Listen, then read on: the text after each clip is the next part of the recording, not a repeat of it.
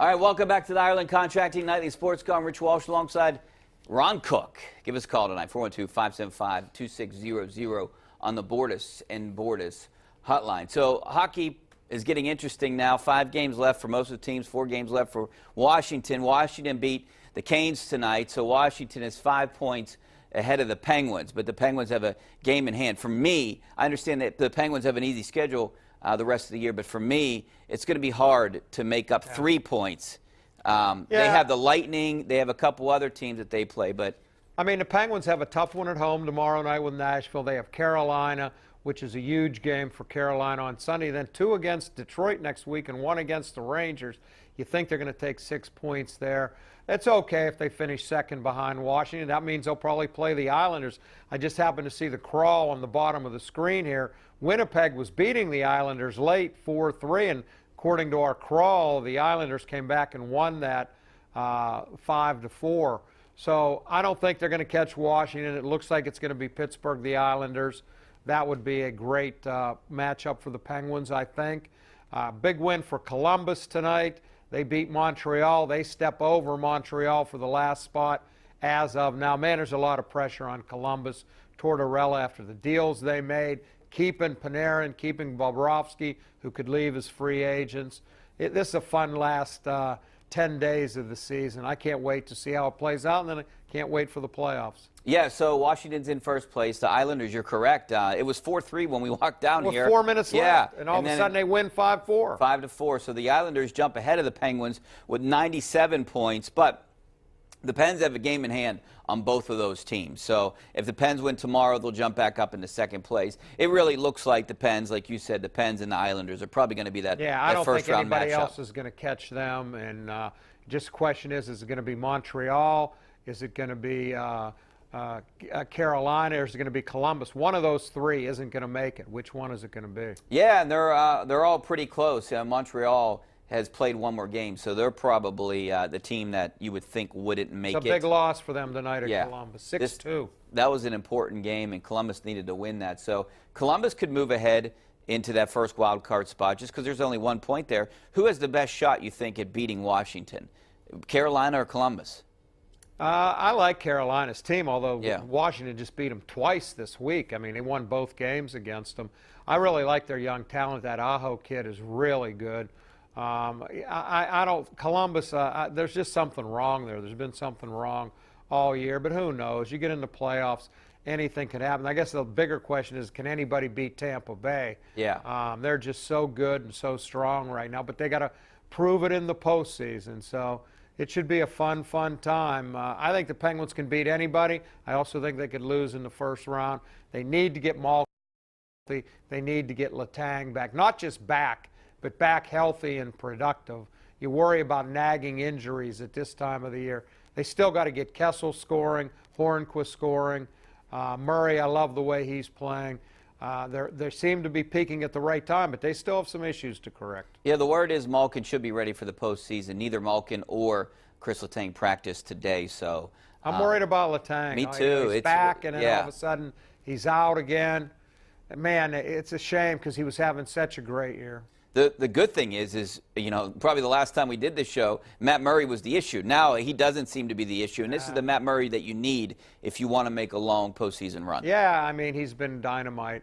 You know, he has a tendency once in a while to give up a bad goal. He gave up a couple late goals in losses where they blew the lead. But overall, he has been, I think, really, really good, their best player. All right, back out to the phone lines. Let's go out to Marilyn in Munhall. I heard it was your birthday, Marilyn. Happy birthday. Thank you. This call makes my day. Okay, you have a question? Pitcher's always slated to bat ninth.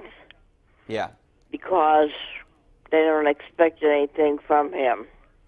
What do you think about moving the pitcher to the 8th spot and moving somebody else down, and then if there were runners on base, they might have a better chance of moving them up or scoring them? You know, Maryland, I know that the Pirates have tried this before, and other teams have tried it too. I'm not a big fan. I think that you got to keep the pitcher ninth until they get the DH, but you keep the pitcher ninth because the 8th spot's going to get up more than the 9th spot. Yeah, that's the way I look at it too. You know, a lot of teams have done it. Joe Madden's done it in Chicago.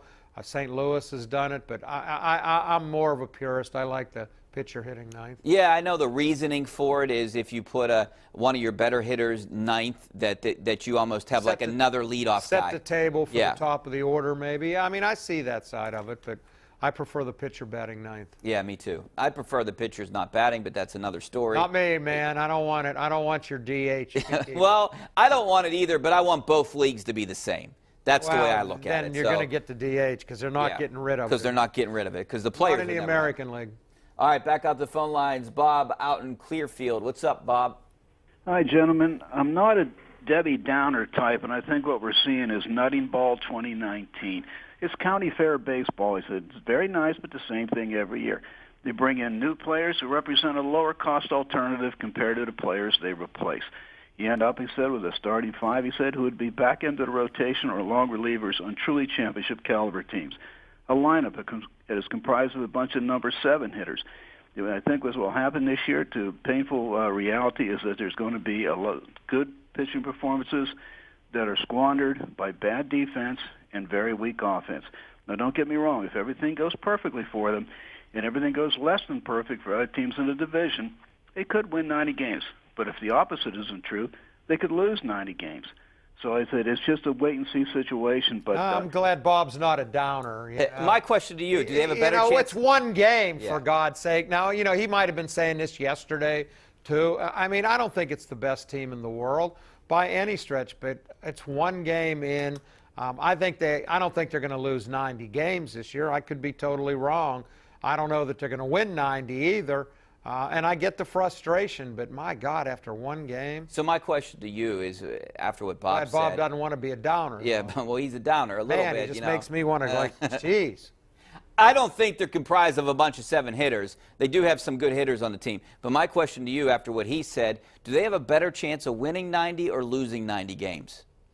I don't think they'll do either. I would probably say they have a better chance of losing 90, but I don't think that's going to happen. Yeah, I don't think either's going to happen either, and I definitely agree with you. I think they can win somewhere between 75 and 85. Yeah, I have 85. I picked 80. So I picked right in the middle. The problem with the Pirates, there's just a small margin of error. That's the problem right now. They don't have much depth, and they need to hit on all cylinders for them to get to the 85 to 90 And point. Bob's point is right about if everything goes right. They're counting on everything going right. And when does everything go right? Never. It already started off bad with Chisenhall being out.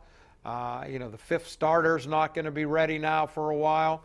Marte, you know, it's going to be just a one-day thing, you would think, but it never goes perfectly, not over 162. Well, the one thing with Lyles, you know, he potentially could make that first 5th start, which would be April 7th. Yeah, because they don't need one. They don't need him. They're off until then, already so. again tomorrow.